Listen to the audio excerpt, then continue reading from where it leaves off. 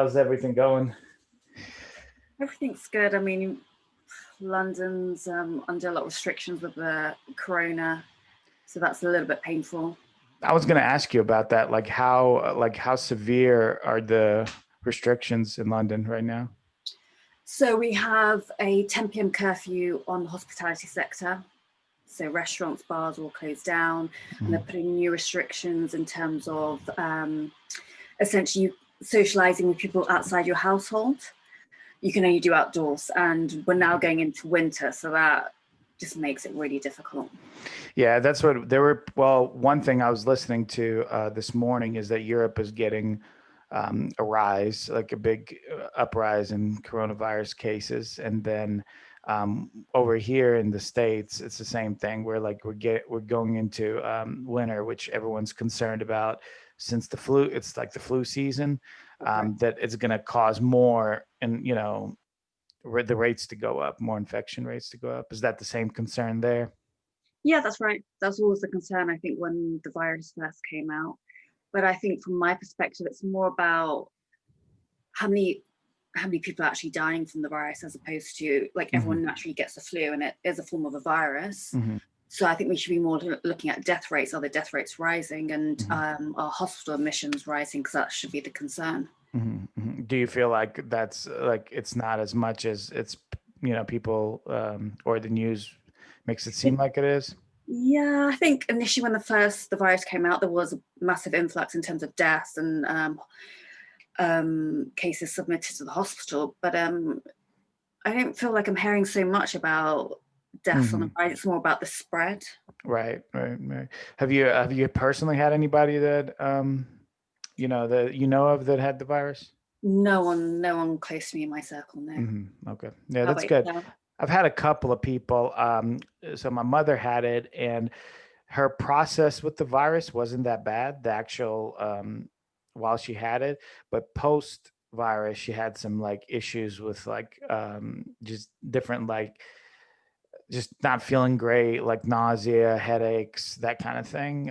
So she had to kind of like back off work for a little while, and then she seems to be feeling a little better, but it affected her. And then I have a friend right now who's in the ICU, and she's having issues with breathing, but it seems to be going for. We were a little concerned, but because she kept dropping, her oxygen level kept dropping. So and then they were gonna intubate her, but then she started feeling a little better. So hopefully everything keeps going, the right way. So and she'll get back on. Is your friend quite healthy, or does she have any underlying No, that she has some underlying okay. conditions. Yeah. So obviously that affects that makes it more serious. Yeah, So totally. And I feel in that respect, I feel like the governments need to kind of stress on more on the vulnerable groups, that they need to take more precaution and protect themselves. sure.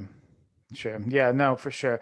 For sure. But I also feel like individually, people have to take responsibility Yeah, too, totally. it's interesting how so many people don't care about their health, and then this thing comes out, and we the main people that it really affects, statistically, is people with underlying health conditions. So everyone who's like, obesity is huge in the United States. It's a big problem. So and that's one of the major like underlying health conditions that that can affect it. So anyways, Natasha, so were you like born in London? Is that where That's you right. originally? Born and bred in London. That's right. Yeah. Okay. So what made you get into fitness and training? It started from like a young age, from my teens. Like I just always liked to have a body. Um, Essentially because I love fashion. So for Hmm. me, wearing certain clothes look good on a nice tight physique. So Hmm. that's how my interest started. And then later on in my teens, when I approached about 18, I had a few underlying health conditions. So I was first diagnosed with an underactive thyroid. So I started putting on weight, and then polycystic ovary syndrome, which makes you insulin resistant. So the battle to even lose weight, and I became very obsessive about exercise at that point. Already Hmm. exercised, but became even more obsessive. And it was like a battle I couldn't really compete against, because, doing 2 hours a day of exercise and the weight wasn't even dropping. So that made me very Right. conscious of health, diet, and exercise. And it took a good like few years to kind of resolve those and stabilize that. but ever since then, my interest kind of grew within the area and taking care of my health and staying petite, because that's how I like to be. And then over time, my self-image changed about what I viewed as healthy and how I wanted my physique. So instead of being very tiny and small, and we're kind of influenced by the media, magazines, and models. And back when I was growing up, it was all about very skinny, lean supermodels. And we're now in an era where beauty and size is really vast, right? You've got curvy girls, you've got very lean, slim girls, and I think that's great. Let me ask you. Let me ask you this, and I mean to interrupt you, but when you were saying you were having those medical issues, and then you said you kind of stabilized over time. Did it stabilize with just diet and nutrition, or did you have to take a more medical approach to it? So I still feel like I battle with it to some extent. So in terms of the underactive thyroid, no one really knew why I got underactive thyroid, and it was kind of diagnosed as a viral condition. And it got to the point I was being medicated, and it helped with some of the symptoms, such as it didn't help with the weight to fall off, but it helped with extreme tiredness I was experiencing. I was also really depressed at the time, so that could have been one of the symptoms of that, or PCOS. So it helped with those symptoms. And then after about 2 to 3 years of medicating, I made the decision I wanted to come off the medication because it wasn't helping with everything. And at that point, I was at a level where it was kind of on borderline low. And it's kind of remained on borderline low. And I still got PCOS, it's got better, but I battle with insulin resistance. And that's where diet's kind of key. And I still feel like so many years on, we're looking at 10 to 15 years on, I'm still learning more about nutrition, what's right for my body. I feel my body constantly changes. When I go through periods of high stress, that really affects my body as well. So when you say insulin resistance, are we talking about diabetes, or is this something like a little different?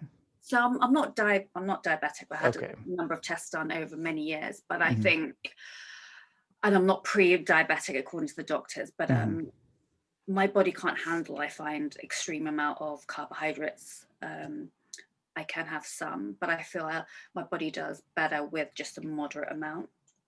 And I'm still kind of experimenting this year. During lockdown, I was looking a lot into like nutrition. I felt like I wanted to go to the opposite end of the spectrum and see how my body would react with a lot of clean carbohydrates. And then I realized it just wasn't really working for me. Yeah. So I've kind of like reined it back in, and I'm just playing. Do you measure it? Do you measure your carbs, or do you just eyeball it? I measure, I weigh my food every day. You weigh your food. Okay. So like, what are your, like on a regular basis, how much carbohydrates can you have while still feeling good? I think the maximum my body can take is up to about 150 grams per day, but that's not what I'm on at the moment. Okay. Gotcha. Yeah. It's interesting how like there's so many like people that like deal with like insulin and insulin like issues, and whether it's resistance or other forms of concerns like that. Do you think is this genetic? Is this something that like, do your parents have these kind of issues? My parents don't, and they in my background's Asian, so Asian food does involve carbohydrates like rice, and we have Indian bread. My background's Indian, but it is a genetic factor. A lot of Asians do suffer from insulin resistance. One of my grandmothers had diabetes, so I believe it's a genetic factor. Sure. And also related to having PCOS as well, as to why I suffer from that. Yeah, it's kind of, I guess it kind of plays into each other. Yeah. So now that you're you're kind of like trying some things out, you're trying to control it. At this point, like you're fairly like you said, petite, lean. Was this at a certain point, did you decide to just so you said the medication for the thyroid didn't really help with the weight loss. So I guess my question is, what did help? That's a good question. So I guess if it was a viral infection, like they said, I guess my body eventually stabilized. And like I said, it came back to like a borderline level of low.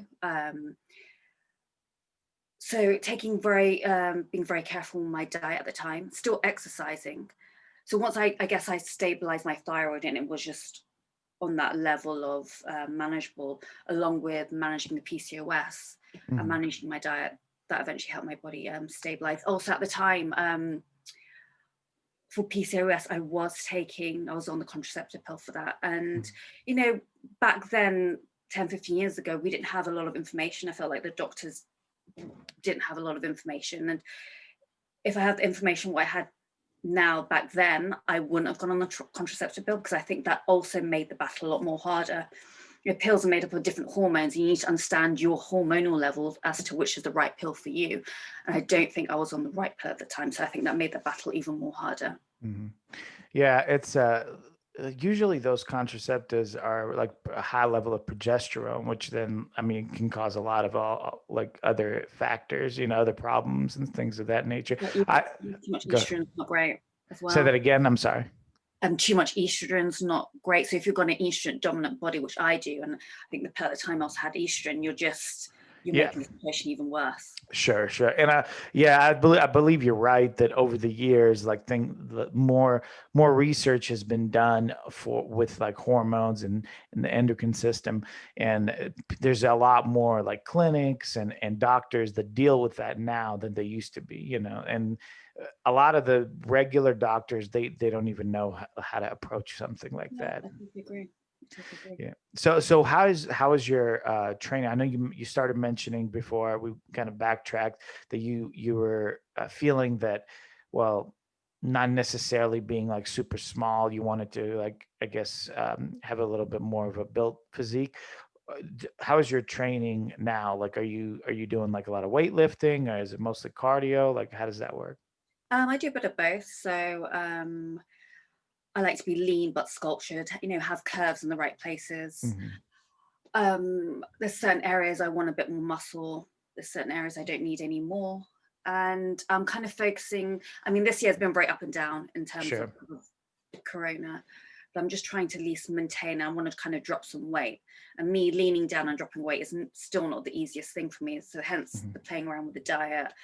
You know, I want to get to a place where during my off season where I'm not doing excessive amounts of cardio and I'm not doing extreme dieting. So it's about finding the right balance, something that you can live with. Yeah. So okay. So how are you able to do that during the whole year of 2020 with COVID and everything? I don't know how long your gyms have been, you know, shut down. Are they still shut down? How did you get through that? So I think I was out of the gym for about a good 3 months. So from March till end of July is when they reopened. So initially, because I have a lot of equipment at home, no cardio equipment, but a lot of weight training equipment, it was kind of, actually, I was fine with it. It was a new environment, new equipment, because I'm out of the gym. First 2 months were okay, then kind of motivation dropped because, you know, you're in the same house all the time and then you're training in the same place. So then I started to struggle towards the end, but I was still training, you know, kind of fills up a bit of your day, going to the park for a bit of cardio. But I'm back in the gym now. Okay. And it took a while for my motivation to come back, but I'm back at it. Sure. Yeah, I've ran into the same thing when they shut all the gyms down. One thing that happened was that unlike people that are probably a little smarter than I am, they got all their equipment beforehand. I started to collect equipment when this virus hit and all the gyms were shut down. So all the prices on the most basic things skyrocketed. Was that the same thing kind of in your area? It happens in London. I mean, a lot of friends wanted equipment. They're paying ridiculous amounts for it. Yeah. So I had to kind of pick and choose on what I wanted and so forth. So finally I got everything I needed and I started training. And like you, I felt really good at first. And then as time went on, it became less and less motivating. So it's, you know, it's a weird situation to be in. You know, no one expected it. But you know, I guess you make do with what you got, you know. And I didn't really notice like a whole lot of difference in my physique. Did you, you know, training at home, did you notice like a decline in your physique or anything like that while you were training? In some body parts where I couldn't really, I didn't have the right equipment or heavy enough weight. So that'll be maybe more like my glutes, for example. Stuff like I want to try and grow out my shoulders, and I felt like I had enough weight, enough equipment to do that. And for me, it was just keeping the diet on point. So that's why I decided I'll increase my my calories a bit as well, just kind of help mitigate any potential loss. Okay. Yeah, that's interesting. So you are competitive, correct? You do compete? That's right. Okay. What, and you compete in WBFF? That's correct. How do you like that? Do you enjoy doing that? As in, do I like competing? Yeah. Hmm. Yeah, totally. I mean, I had the dream a very long time ago about stepping on stage because I was always curious about getting my body shredded and see what it would look like under all that body fat.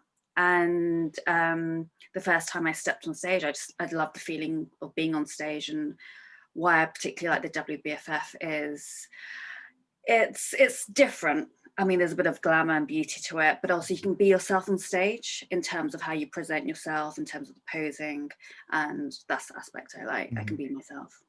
Okay, interesting. Actually, I spoke with somebody not that long ago, and from WBFF, and she was a pro as well, and she mentioned the same thing, the glamour aspect of it, as opposed to the IFBB. Have you thought about going the NPC IFBB route? No, I haven't. No, No, that doesn't interest you. not right now. No. Okay.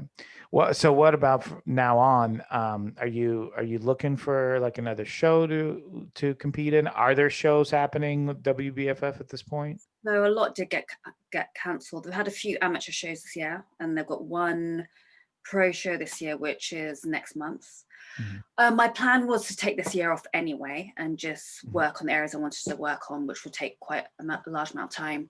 And then I was thinking I'll do 2021 towards the end of the year. But we'll see what next year brings. I mean, it's really hard to plan, I think, mhm. under this current climate. So maybe next year we'll see. Yeah, I mean, it's tough. They're saying that this might continue on for several years. I mean, who knows, you know, how the shows and everything are going to be, as far as like the future is concerned. Were your parents into like training or anything like that? Are you like one of your first, like first of your I mean, generation? my father likes to keep healthy and fit. So he'll wake up in the morning and he'll do a bit of his stretches and exercises, and he Hmm. likes to eat well, have fruit and veg in his diet. So as I was growing up, I've got two elder brothers, and one of them used to be into like weightlifting, Okay. and he used to have a good physique, and I think that influenced me while I was growing up because being a bit bored on the weekend, I would ask him, "Oh, can you show me something with your dumbbells?" And he would show me a few things. And I was quite active when I was young. I was into kickboxing and Oh, okay. Interesting. used to do different sports. Hmm. So that definitely had an impact on me, I believe. So you said you're originally, like background at least, from India. Is it where you're? How far back are we talking? Is your family from India? Were your parents born in India, or their grandparents, or how? Yeah, so both my parents were born there, but my mother grew up over here. She came over when she was one. Oh, okay, I see. So when your brother was, as far as your brother's like doing training and everything like that, and showing you training, this was over here, right? That's right. Correct, or over there, I should say, in London. Yeah. In London, that's right. Correct. Okay. So I was just curious on how popular is like bodybuilding among like the Indian like ethnic groups. And that's a good question. I went to India last, I'm trying to think when I was last there. I think it was 2015. Hmm. No, not 2015. I was there last year. Yeah, I was there Okay. last year. And so I was there 2015, and then going there last year, there was a drastic kind of change in the environment. There's a big interest in fitness. It's growing massively. Oh I wow. did meet Okay. a few people that compete themselves out there, and I follow a few fitness professionals as well. So it is growing in interest. I Wow. still Yeah. believe that it's not that widespread as in like the Western world, Hmm. and I still feel there might be a lack of knowledge in some areas. But yeah, it's What growing. do- what would you attribute that to? Do you have any ideas on why that is such a spurt in the fitness industry in India? I think it's like a natural progression in all economies to have an interest in health and fitness and wanting to look good. Mhm. Especially as I mean, it's going to be more among the youth that are growing up, more among the middle and high classes that always want to look better. And, the more abundance of information that you have and the more access to, say, traveling and social media, you're going to be influenced by that, I believe. I was actually gonna go that direction. Like if you thought that the social media aspect had a big part in that, because now, you know, you can have access and look at fitness industry like I guess you could call them celebrities in some way, or just really popular fitness people, and you can be all around the world, and you know, and see people like that to motivate you. So I was wondering if maybe social media played such a, you know, a big part in a lot of these countries becoming more fitness oriented, or specifically like bodybuilding oriented, because I know China is getting really big in China, and then Japan as well, and some other areas. So I was curious if that might be the case, but Yeah, totally, massively. Like even like in countries that are emerging markets, developing countries, you know, anyone can have access to a mobile phone, and social media doesn't really cost much these days. So right, it right, definitely does feed your mind. very true. So are you involved in the fitness industry outside of competing? Do you coach? Do you help people, you know, kind of progress in their dreams and goals in that area? Yeah, that's right. So I've had fitness, I work within the fitness industry. It's always been like a side thing. Hmm. So I teach, I personal train, and I do all that. I don't do the professional coaching in terms of competition prep, but online training I do. So you do like mostly lifestyle, like people. Okay. Are you, so is, what is your like approach usually? Like what kind of, I guess I should say, let me phrase this the correct way. What kind of issues do you generally deal with when you get clients online? Is this like mostly weight loss, or are people trying to put on muscle? I mean, again, it depends. I mean, just to categorize it and generalize it, women will tend more to want to be lean down, sculpt their body. You know, growing your glutes is a big thing at the Hmm. moment. And men, it tends mostly to be leaning down, but also growing muscle. Hmm. So how would you approach that? Like how, so if someone comes to you and they're like, well, I want to lean out, like, what, like, where do you start with that? So I tend to take a very bespoke look at the person. So I'll have like a number of questions I would ask about Mhm, them, ask about their lifestyle, the current training, their eating, and I'll devise a plan specifically for them. So I don't have any generic plans. mhm, Like I said, from my own experience, everybody's very individual, and diets can be very individual. So it's trying to gain understanding of the person and their habits and their lifestyle. yeah, I mean, that's the best way to do it. A lot of, you hear of a lot of coaches, they'll just, you know, it'll be like cookie cutter plans. I don't know Yeah. if you know, just kind of same plan for everybody, and such a waste of money and time for those clients. You know, so definitely want to make sure that you know, you really focus on the individual, because yeah, not only is that like the right way to do it, but also when people see that you're putting that effort into it, they're going to let other people know, you know, word of mouth. Hey, you know, Natasha's, you know, really good at this. She's really, you know, making sure that you know, that I get exactly what I need, and it kind of, you know, moves forward from there. So, Mhm. And that's what coaching's all about. It's kind of giving that one-to-one bespoke kind of experience mhm. for your client. Let me ask you this. There's a big debates going on right now, primarily online with like popular channels, but about macros versus calories. What is your thoughts on that? Like, do you think what's more important? Is it the macros, the carbs, the protein, the fats, or is it how many calories you take in, or you know, or expend?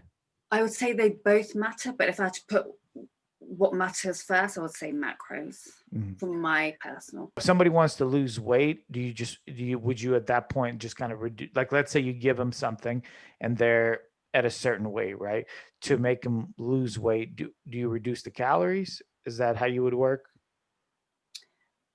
I would decipher where I'm dropping the calories from. Hmm. So essentially a reduction in the calories from one of the macronutrients or all of the macronutrients, depending on their body type. Gotcha, gotcha. Okay, okay, yeah, yeah, that's interesting. So at this point, if somebody wanted to like reach out to you to, you know, to get you as a coach, or get your advice on something, like how would they do that? What's the best way? To reach out to me. Yeah, to contact. A lot of people reach out to me through social media. Okay. That's how they come across me, essentially, unless they work with me within London Okay. or do a referral. And do you you don't do like like personal face-to-face training, correct? You're I do, coaching as yeah, I do that within London. I do. okay, okay. And so if you're in the London area, you contact you, you could do face-to-face, but outside of that, it's online. Correct. Okay, awesome, awesome. Well, hey, Natasha, thank you for your time. Sorry about the confusion of our time differences and everything, but I appreciate you coming on the show. Thank you very much. Thank you. Take care. Take care. Bye bye.